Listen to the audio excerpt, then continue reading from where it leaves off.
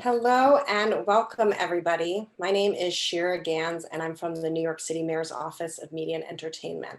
We're the agency that supports all the creative industries here in New York City. In my job, I also get the opportunity to create and run New York Music Month. This is a program that historically our office has run just in June to celebrate all the cultural and economic activity that the industry brings to New York. This year, for the pandemic, we turned it into extended play. So since January, we've been holding virtual events every single month. I'll put in the chat, you can see the URL, check out the website and all the free resources. We have resources for musicians, performances and workshops, New York Music Month talks, and youth programming. So today I'm super excited for Karl and Anna to dive into music publishing, hopefully to give you guys some information that can help you in your careers. In the chat, please let us know where you're tuning in from. And with that, I will hand it over to Anna and Karl. I hope you guys enjoyed today's event.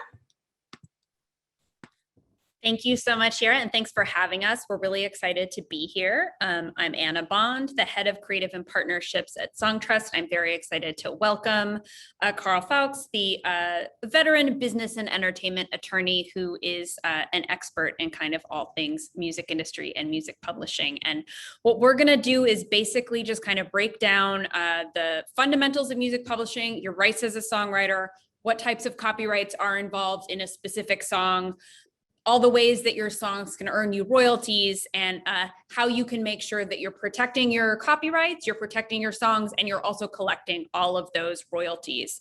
So Karl, if you want to introduce yourself, we can dive right in. Sure. I'm Karl Fowlkes, managing partner at the Fowlkes firm in the New York City area. I represent songwriters, producers, entertainment companies in the same vein. I'm also a music business professor at Drexel University and Rowan University. Sorry, guys, I'm having a technical difficulty moving slides. Okay, here we go. Just got the most recent Zoom update. So as I mentioned, today we're going to cover the different copyrights involved in a song and who controls them, the types of songwriter royalties, also known as publishing royalties, the sources of your publishing royalties, how to ensure you're protected and collecting those royalties. And we're also going to dig into, what comes next, like what are the next technologies, what are the next types of rights, and then we'll have time for a Q&A. So some of you may have seen this diagram before. This is, a kind of visual representation of the rights involved in an original song. So a song is made out of two pieces, right? There's the music, the lyrics, the melody, all of the things that you would hum or sing to yourself in the shower. And then there's the recording. And the recording is that specific instance of that specific song being recorded by that artist in that place with those backup singers, with those artists supporting them. And the composition, also called the publishing royalties, breaks down further. There's a type of royalty called performance, and that's essentially public performance of your song, whether it's broadcast on the radio, played on streaming radio, played at a venue, performed live by yourself or another performer, at a show. Those are all performance royalties. Mechanical royalties, as the name implies, are earned by a reproduction of the song. So that could be a very obvious one, like you're pressing LPs, you're making cassettes, who knows, or a digital stream or a digital download is also going to earn you a mechanical royalty. On the other side is the recording. Now, this might be owned by you if you're a self-released artist, or if you have a record label or a distributor, they're going to have some interest in your song's recording, also called the master. Again, that breaks down, right? You've got your master recording revenues, and that's the basics. That's the wholesale price you get for every LP you sell, or if you're selling them directly to your fans on a website, that's all the money that you get minus whatever you have to pay, your site or your distributor. And then digital performance royalties, which are a very specific type of royalty earned by streaming and satellite radio in the US. So that's kind of the basics. Karl, do you want to dig in maybe to who collects and who controls these different types of rights and these different kinds of royalties? Yeah, I was going to say, I think, understanding the difference in the different copyrights that exist in a song are kind of the fundamental elements, of the music business. I think if you kind of can start here right? Like the composition and then the master. But individually, you collect all these royalties from different places, right? So performance royalties, it's gonna be your PRO, and we're talking about on the composition side, that'll be BMI, ASCAP, whoever's collecting that. Mechanical royalties, historically, the Harry Fox agency is someone you can align with. But now there's the MLC, the Mechanical Licensing Collective as well. So there's some options on collecting that. Regardless, the one thing you need to think about though is, the companies that I named were, American-based, royalty collection places. So, I think when you're thinking about collecting all your publishing royalties, you need to think globally. Who's collecting my royalties globally? And we'll get into this later, but I think that's where administrators and different publishers really flex their chops. And then on the master side, there's the digital performance royalties that Sound Exchange pays out, right? And again, Anna said, it's from Sirius radio, internet radio, streaming radio, things like that. That's where that royalty is being generated. So a lot of people don't really understand that one, but that's radio, internet royalties, and that's paid to the master. And if you're a producer, you might be getting some points on the master, so you might need that Sound Exchange letter of direction. If you're getting any royalty on the master side, make sure you're getting your Sound Exchange letter of direction. So that's the digital performance royalty, and then the master recording revenue. A little bit easy to understand. That's that TuneCore, DistroKid, record label royalty that's paid out to you. So those are sort of the four different areas.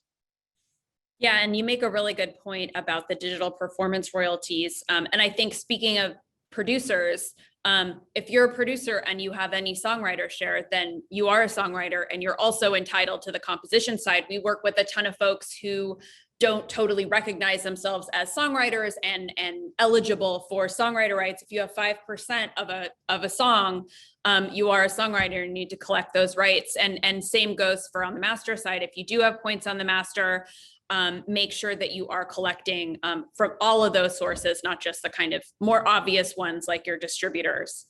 And one other little point I wanted to mention, if you look at performance royalties on the composition side, those break down one more time. There's a writer share of performance and a publisher share of performance. And in the US, it's easy, they're split 50-50.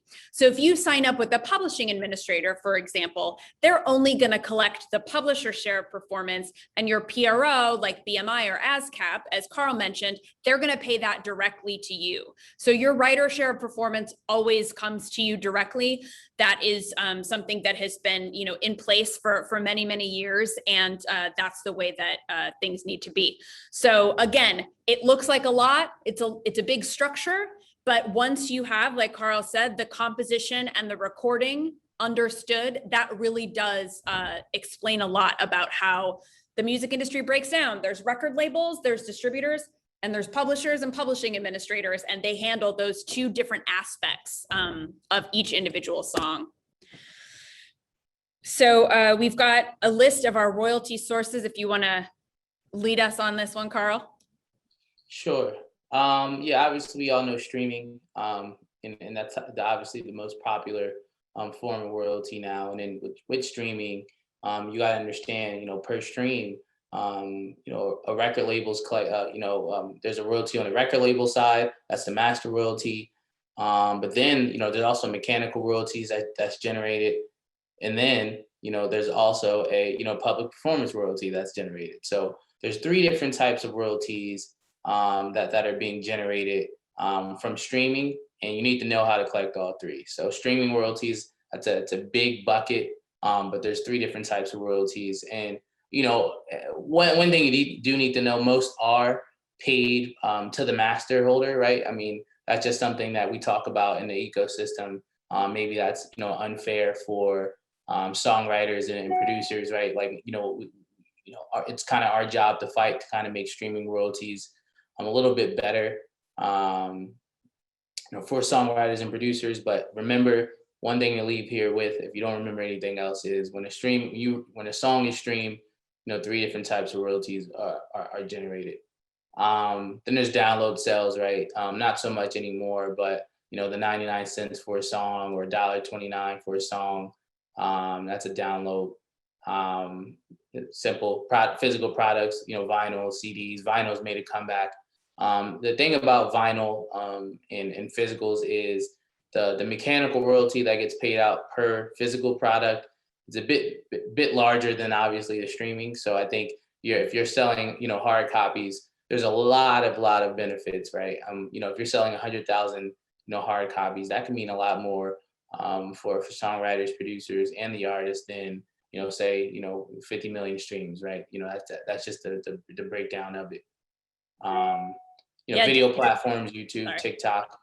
Yep. I was just gonna jump in on physical product. Sure. That's a really good point. A lot of some genres artists sell a ton of physical product, like metal is one of them.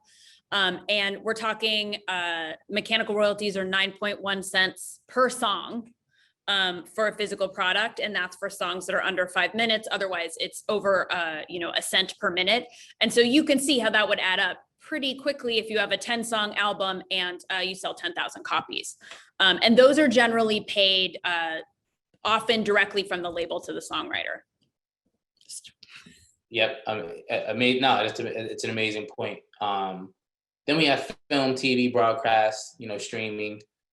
So like, when a song is played on, live TV broadcasts and things of that nature, those public performance royalties, video platforms like YouTube and TikTok, obviously that you're generating royalties, lyrics. I think lyrics, that's a form of recreation of the composition, because you're taking the lyrics and you're recreating them or printing them or putting them on social. So technically Genius is they're supposed to be paying a royalty, and I believe they do. But lyric sites are, because you are copying the lyrics of a song, you need to pay a royalty.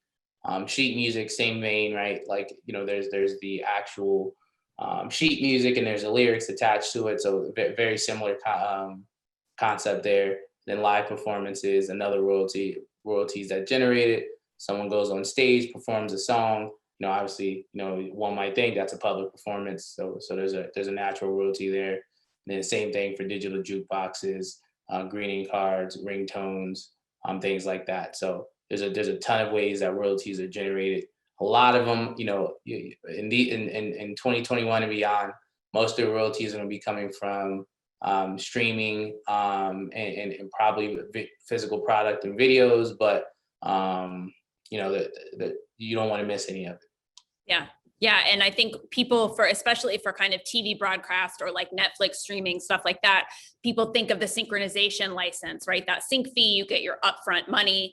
But if you have a hit TV show or if you have a big film, you can actually earn a tremendous amount of back-end royalties, public performance royalties, like Karl said, based on that usage. And as far as sheet music, you think about it. If your sheet music is out there being used by a marching band and then they play that show on TV, you kind of have this merging of worlds. Again, pretty rare for that to happen. You have to be a superstar or a composer, but there are a lot of ways that you're earning royalties that you aren't necessarily always thinking about. You might be focusing on kind of Spotify and YouTube, but like Karl said, there's a ton of other ways that you're earning royalties, performance and mechanical.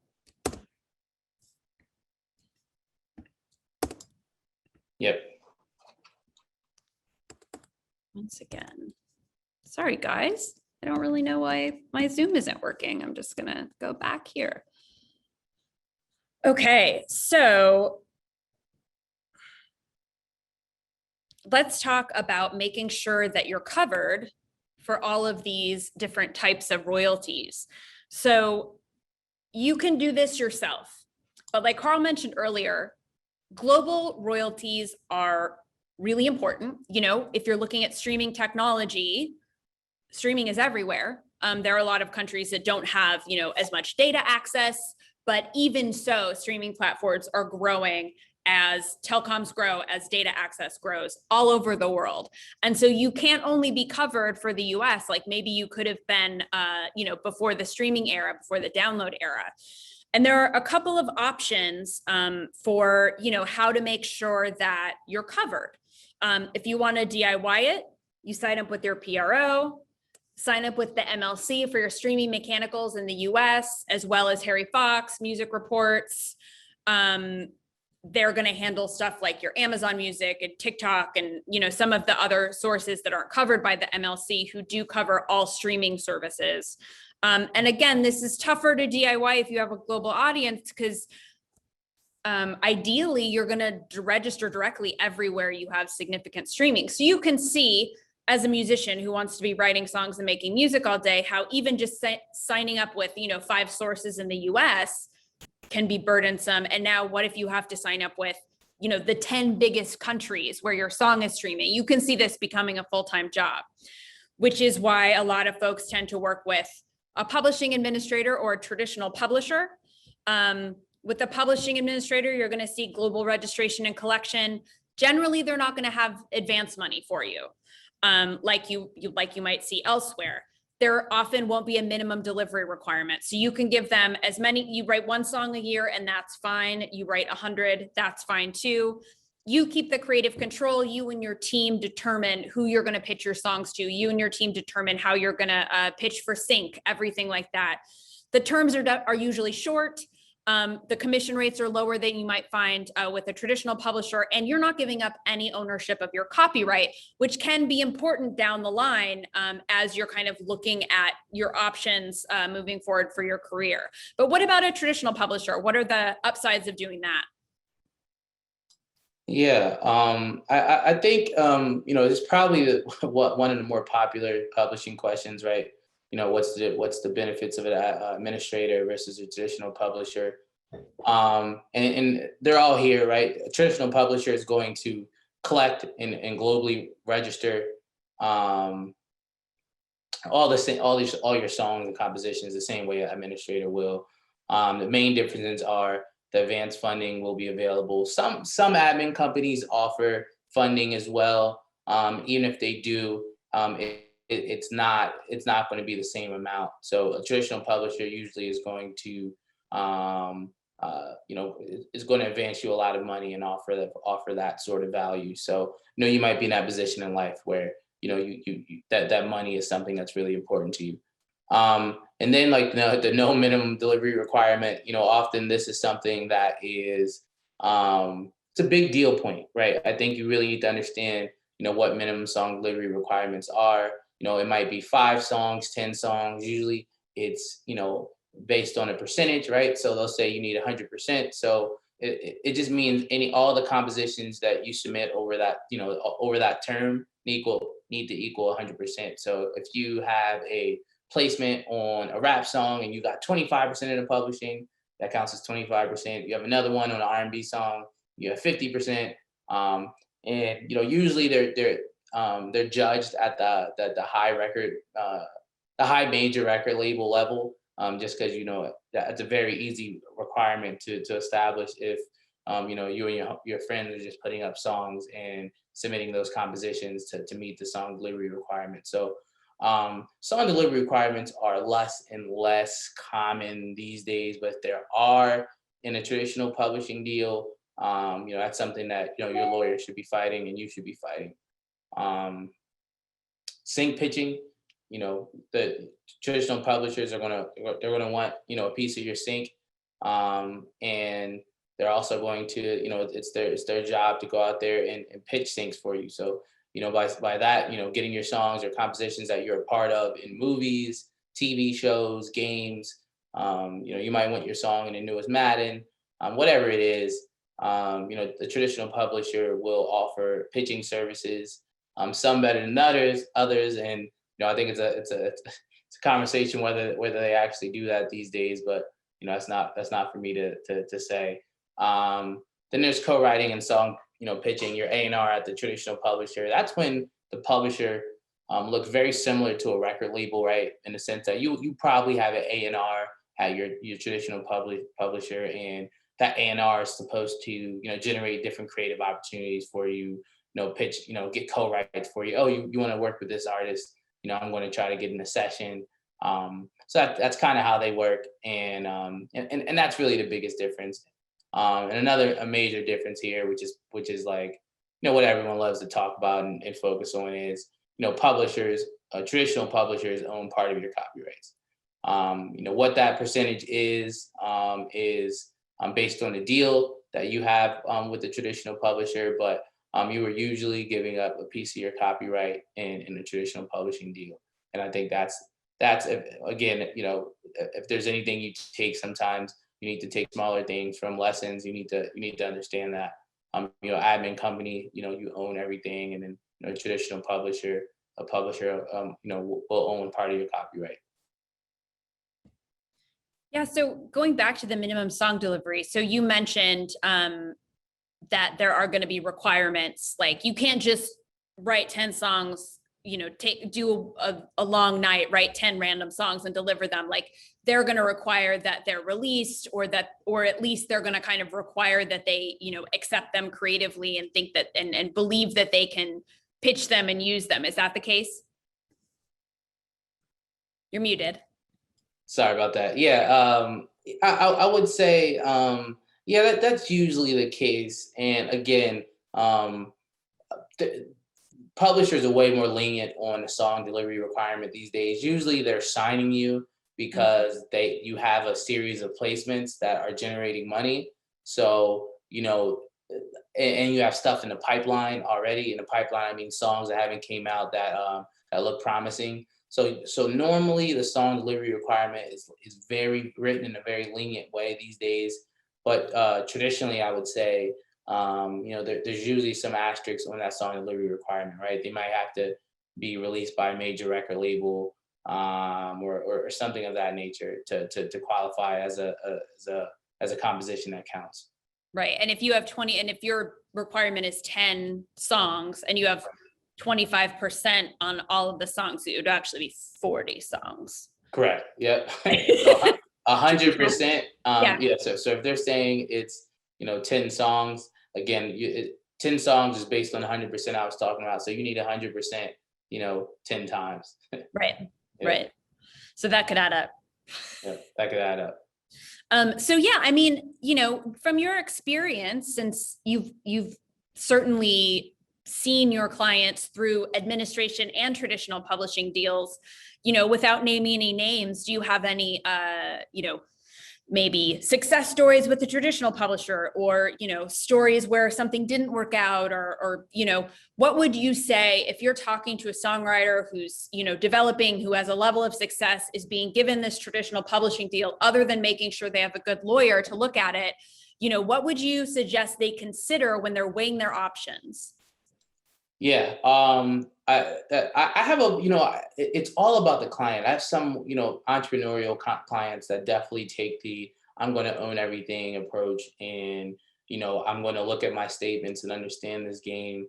Then I have other clients who are kind of just more of, they're more industry driven, and they want that big check up front, and they want the sync opportunities, and they want to go to networking events with some of these major publishers and record labels. So oftentimes they're willing to compromise on the part of the copyright. So I think, I personally, advise clients, it's a scale. And, I think if you have a very, very strong creative network, and you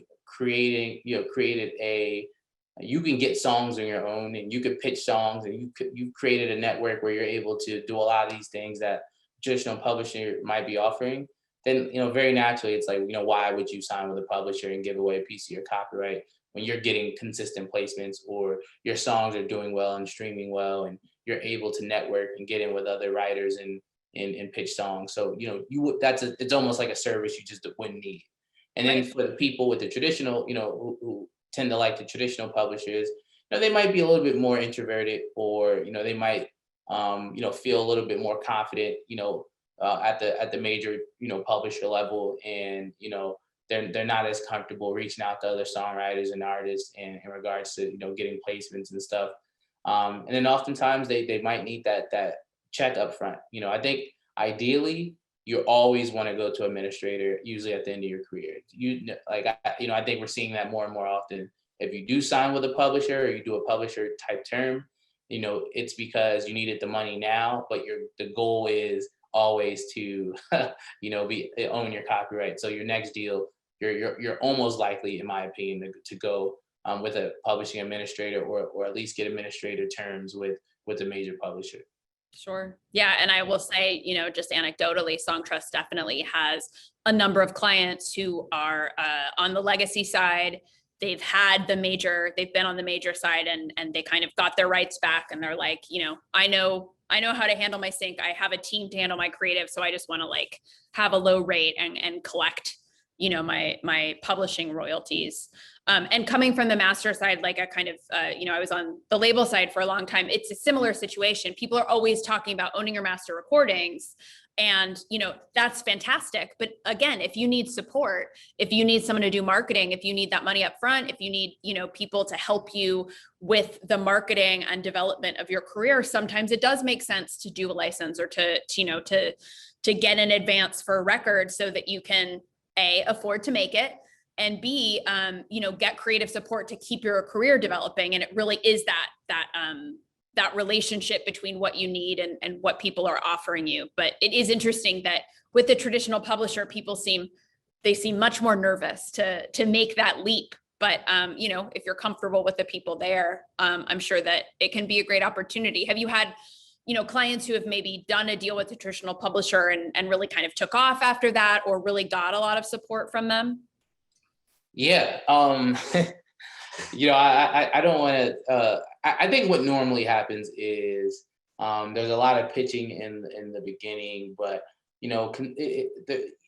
after a while, as a songwriter, producer, or artist, you tend to make your own connections, and you rely on your publisher less and less if it's going well. But, again, and that leads me to believe if things are going well at your traditional publisher, you're still almost inclined to always do an administration deal next, because if it's going well with your publisher, that means you're meeting a bunch of producers and songwriters and artists, and things are going well. So, at some point, I would say, it's almost in the traditional publisher is like, when you do a really good job, you're still likely, in my opinion, to lose that client to admin terms.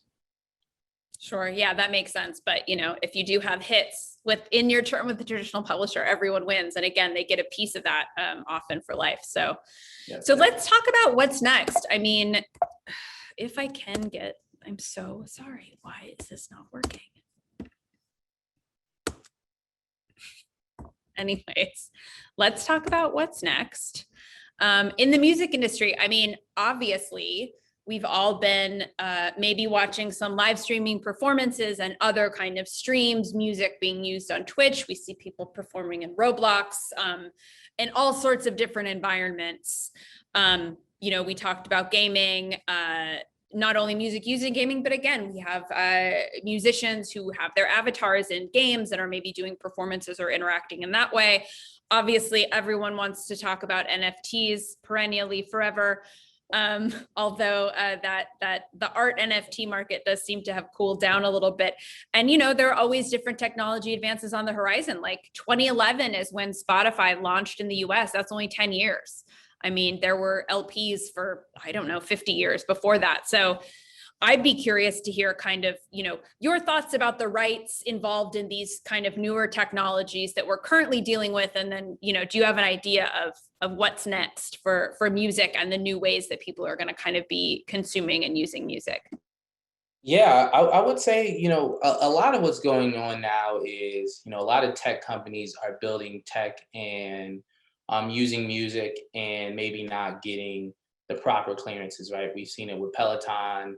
Roblox just got sued. There's a bunch of other companies out there that are using music and not necessarily paying songwriters and producers, but in vice versa, or in one of the more important parts of it's a balancing act, because at the same time a songwriter producer might not be getting paid, but some of these companies are helping that song break, right? Like Twitch so there's a balancing act with a lot of these live stream companies like Twitch or other other tech companies that are coming to the space or fitness companies that are coming into the space and using music and not necessarily paying music rights traditionally. So I think there's going to be a continuously an attack on just trying to figure that balance out.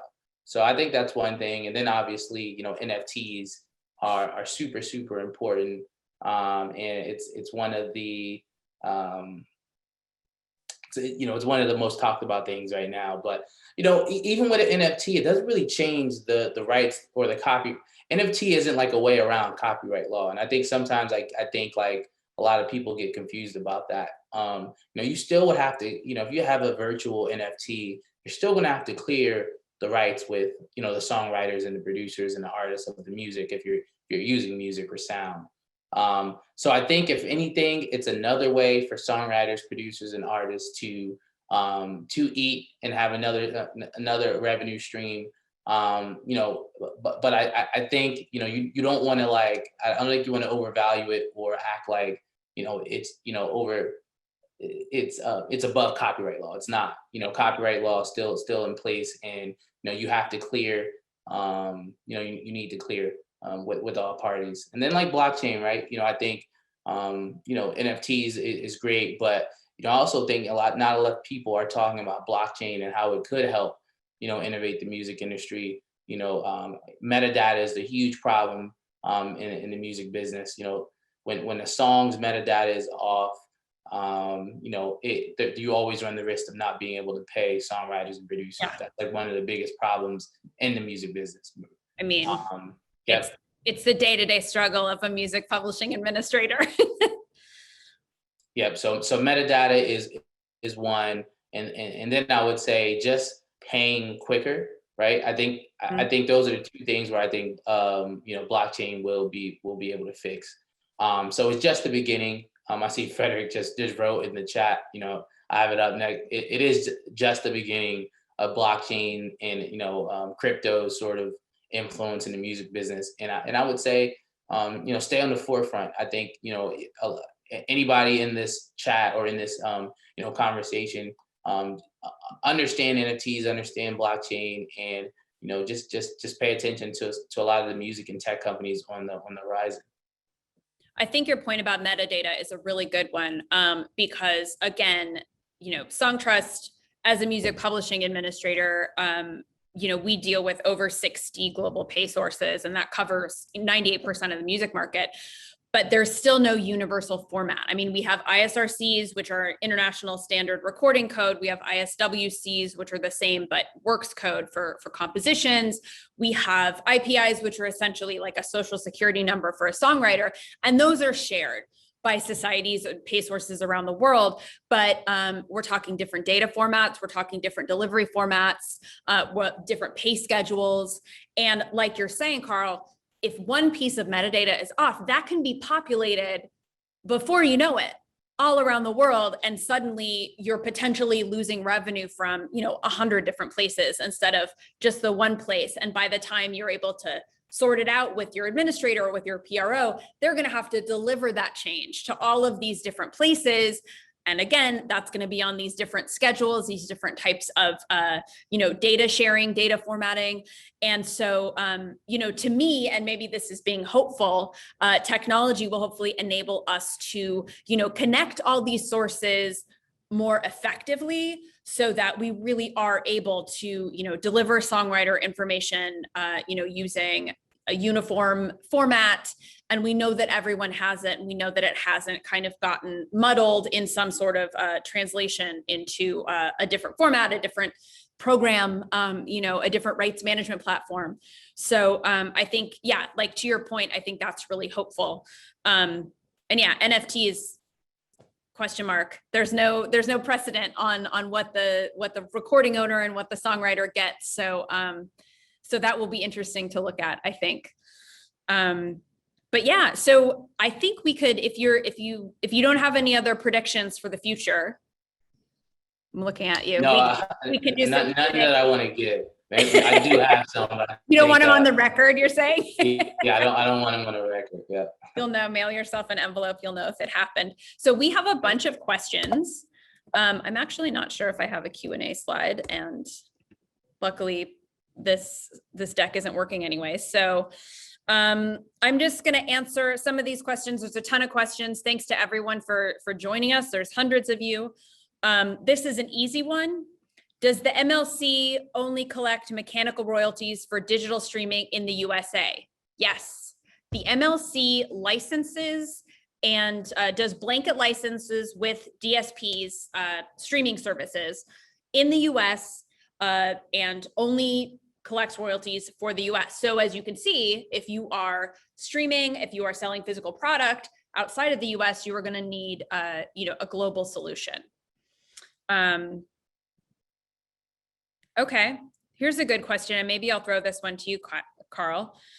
Who's responsible for distributing royalties? If I write a song with a lot of co-writers, but I own the recording, I own the master, how do the songwriters get paid their royalties?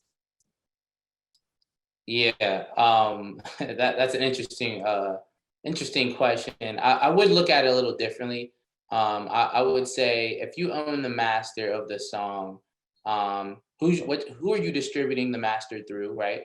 Maybe they have a program where you can divvy out royalties at source and just pay people directly through that royalty. Like I know DistroKid allows you to do that now. There's other distributors out there that allow you to do that. So on the master side, if you're giving them a piece of the master, they would hopefully you're with a distribution company that allows you to pay at source. On the publishing side, you're not paying people directly, especially on digital performance, and they're collecting through ASCAP and BMI. So the song needs to be registered, right? That's the first thing, and then the PROs are paying them directly, so you're not giving them a check. Yes, yeah. If you are, if your song is being streamed on any of the streaming services, those royalties are being paid from the streaming services to the PRO, from the streaming services to the MLC. Yep. You don't have to worry about it.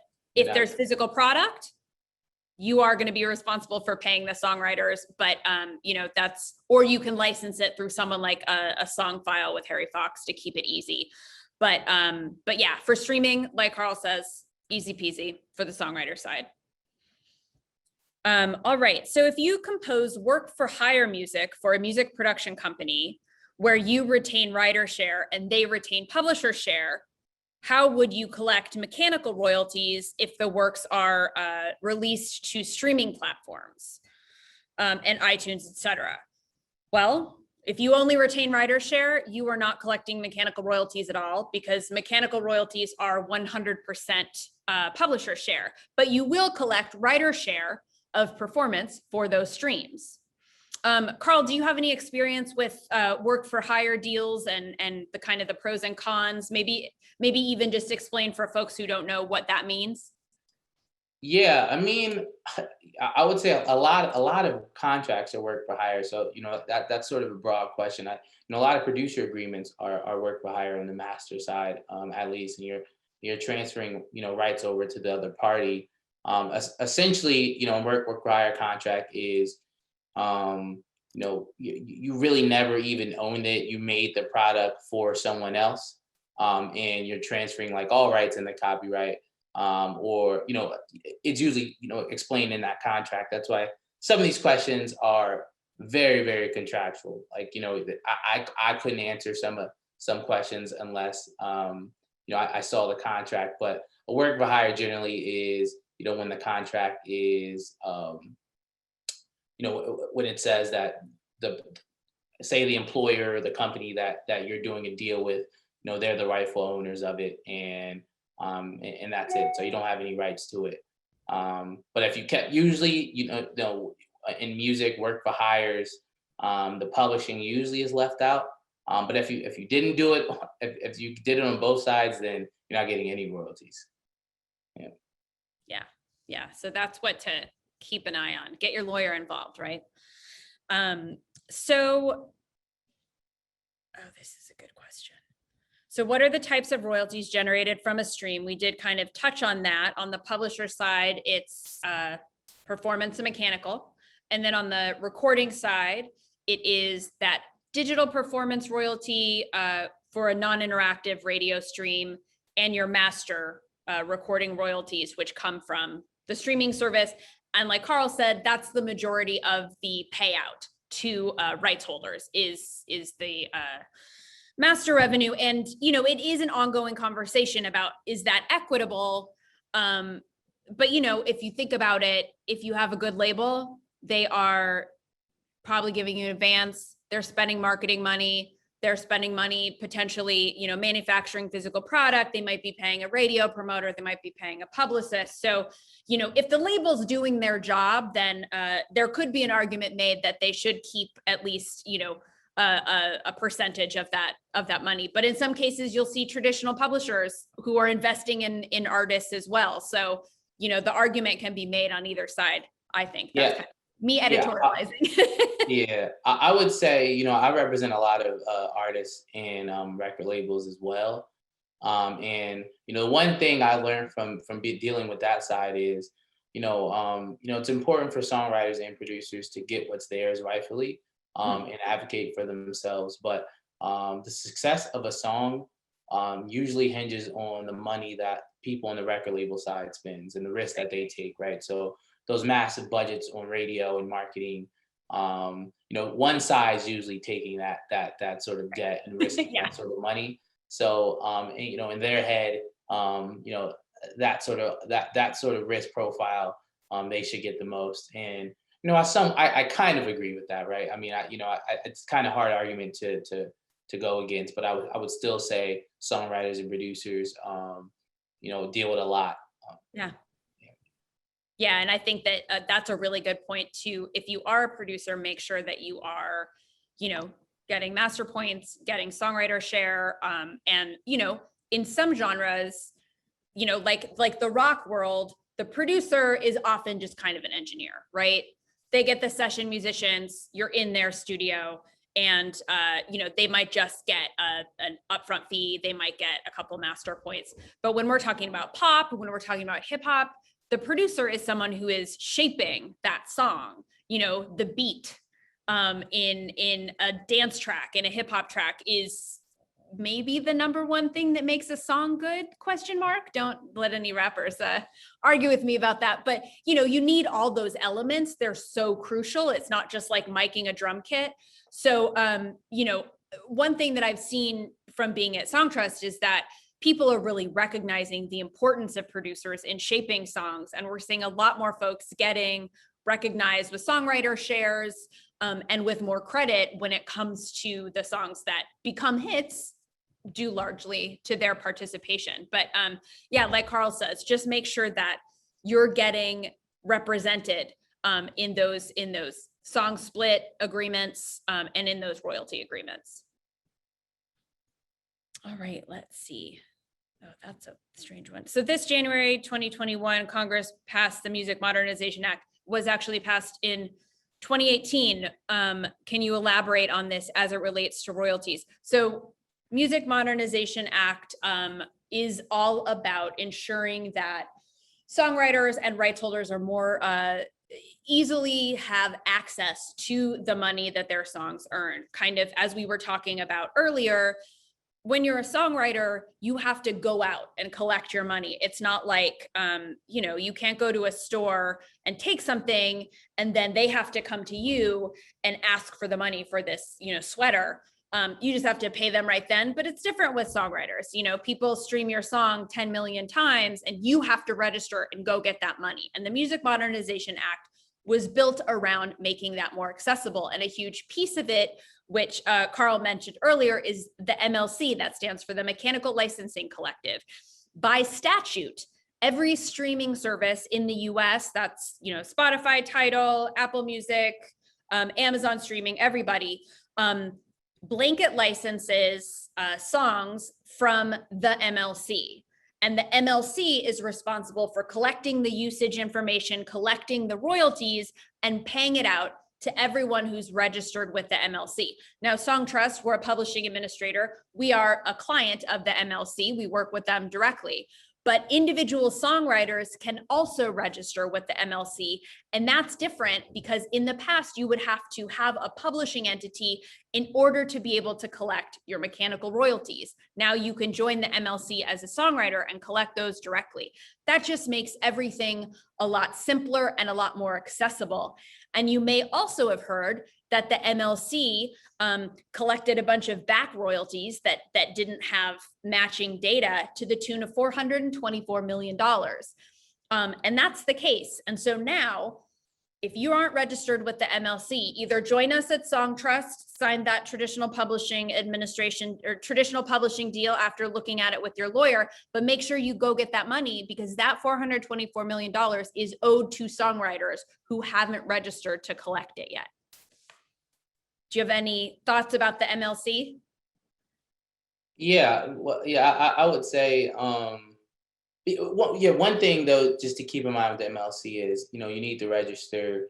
However, it's an American, it's a U.S. solution, Yes. and you just always need to understand that music is such a global thing now, and a lot of your streams might be coming from, Australia, wherever the country is, and you need to work with a company, I think, that has the capacity to collect everywhere. But in the beginning of your career, if you're looking to maybe keep your options open or understand publishing a bit better before you align yourself with an administrator, I think the MLC is a great solution for songwriters and producers and artists because it fills that mechanical royalty gap. And historically, mechanical royalties were at least as it relates to the streaming era, were a bit difficult to get. So it's a great ad. Yeah, that's a really good point. I mean, music has never been more global. It's only going to continue as access to data and streaming become, more accessible everywhere. And you do need to make sure, like, if you look in your Spotify most listened countries, like, they're not all the US. That's only one of them. So you do need to make sure that you've got someone on your side who is collecting globally for you.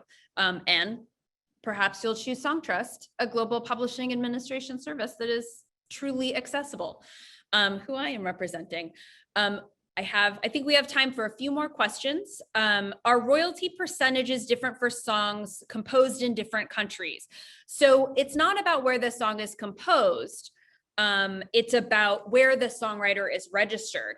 And this is very weedsy, but I will tell you, certain European societies are members of an organization called BEAM, that's BIEM. And if your society is a member of BEAM, you will see that you have a different split of writer versus publisher share than 50-50. And in some cases, the writer will also be obligated or will be obliged to collect a percentage of mechanical. Now, you should know if you're a member of a BEAM society. And if you are, these percentages will be a little bit different. They generally favor the writer. So you might see like 2/3 of the performance royalty going to the writer and 1/3 to the publisher in a BEAM country, but they totally vary. And it's something that you're going to want to check out with your society directly. Because again, it varies society to society, even within BEAM. But that is the case. It's a very rare situation. The rest of the world, it's pretty much 50-50 writer publisher for performance, and 100% of mechanical belongs to the publisher. Yep, and I would add to, which is sort of an extension of the question, but not really in regards to collection, but I would say even the way a song is broken down is very different in different genres of music. Like hip hop is pretty consistent. The writers on the top line, right? Whoever writes a song gets 50%, and then the producers split that 50%. But in other genres of music, it might not be the case. It might be whoever's releasing the music is maybe paying someone some money, and they're sort of relinquishing publishing rights on it. So I would say it's very different across the globe in different genres, and that's where, talking to experienced individuals in these areas can help. Yeah, absolutely. And that's a really good point that you brought up about different shares being kind of traditional or industry standard in different countries, because there are definitely countries where, like you're saying, it's like the producer is 50%, everyone else shares 50%, or vice versa. And that can be, legally actioned if it is the industry standard and it hasn't been established otherwise.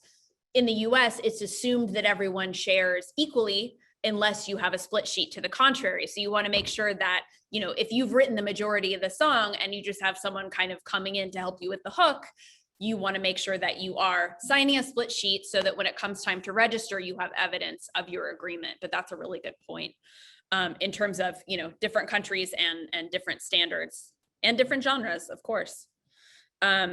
So here's an interesting question. I think this one is one for you, Karl. Professionally speaking, when should you give your producer songwriting credit or master recording points if they are open to just doing a work for hire?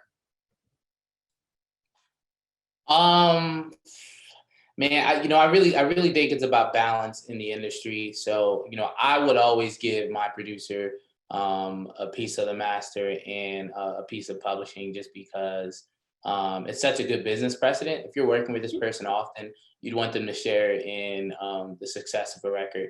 So if a person is willing to do a work for hire and you want to do it and they're okay with it, I mean, that's really hard, because if that song does really, really well and they were a main contributor to that song and all they got was, $1,000 up front and you're not getting any publishing, that just feels wrong. And I think so many other people in the industry are trying to shortchange songwriters and producers that, it doesn't feel right, in particular when, it's happening from another songwriter, producer, and artist. So, I would say to keep to maintain the balance and the promise of keeping everyone happy in this ecosystem, and really just, show the world that producers, songwriters, and artists are valuable. I would always give them a piece of the master in the publishing. I think that's a really good point. And also, just thinking about specifically like producers making beats, you want them to give you their next amazing beat. Yeah, Instead I of, would say instead of the other person who gave them a better deal on their last song, right? Yeah, and I would say too, just because you give someone a producer fee doesn't mean they're not entitled to a piece of the master or the publishing. I mean, that's not true. I mean, like, producers usually get a fee in advance, and then they get, and that fee can be recoupable against like master royalties, right? But they're usually getting some upfront money. They're getting a piece of the master, and they're getting publishing. So, that's just a state of the game. That's, if there is an industry standard, that's it. So, any other scenario that just kind of doesn't feel right. Yeah. Well, yeah, they need to pay rent while they're waiting for your song to become a hit. So the upfront money does make sense, right? Yes, I would say lastly, as it relates to that too, it's like it takes a while for publishing royalties to get paid out. It's like not an overnight thing. It could be an 8-9 month cycle before you might have a hit record right now as a producer, and the artist might be getting paid, via TuneCore monthly or DistroKid monthly, and you, the producer, might have you're not gonna have any money really coming from that song. If you didn't receive anything up front. So oftentimes I put you in a compromised position. So you got to go out there and maybe sell your rights to a promising song, because you don't have any money now. So I would just say to try to maintain equity in the ecosystem. It's important.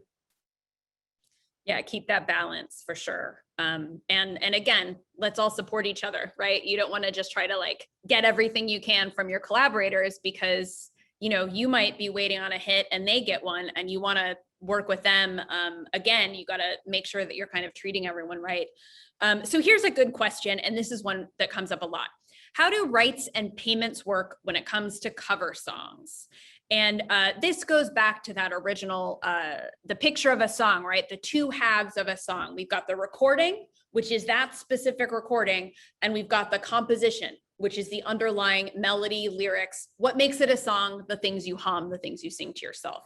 When it comes to a cover song, if it is a song that has previously been released by someone else and you want to cover it, you can totally do that. You don't have to get anyone's permission. If you're going to release it on streaming services only, you don't even have to get a specific license, because like I mentioned earlier, the DSPs are all doing blanket licenses with the MLC in the US for mechanical licenses for streaming. They're sorting that out.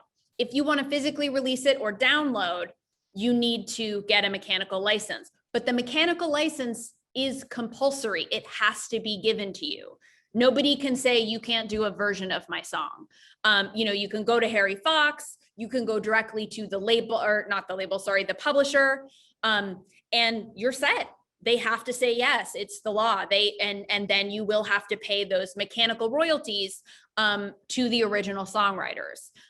Say you're releasing it yourself, or you're releasing a cover record with a label, the label is going to be required to pay out those mechanical royalties. In some cases, your recording contract, and this is probably a little bit old-fashioned, your recording contract may have clauses that start kind of taking away from your money, the money they have to pay out to the owners of these compositions, because there are these historical issues with songwriter royalties, mechanical royalties in record contracts that we won't go into. But in general, you have the rights to do a cover song. If it's only for streaming, you don't have to ask anybody. If it is for a physical release or a download release, you need to get a mechanical license, which you pay based on the number of copies you expect to sell, and then you kind of have to re-up it every time you sell more. If it's on YouTube, technically you can't do it because that's a sync, right? That's an audio visual usage. There's tons of covers on YouTube, but the rights holders could take those down at any time. But yeah, with covers, again, it's compulsory, but it is an example of this cover is another recording of that original composition, but all of the royalties for the composition side go to the songwriter, while the recording side would go to the cover artist. So let's answer one more question and wrap it up. Let's see. Well, this is an easy one, and I kind of want to get a more interesting one. Can I still register a song that's already been released for a month with Songtrust? Yes, we can actually usually collect back a couple years. That $424 million the MLC collected, that's all going to be allocated, hopefully, to people retroactively after the streams happened, when they register with the MLC or with their publishing administrator like Songtrust, who then registers their catalog.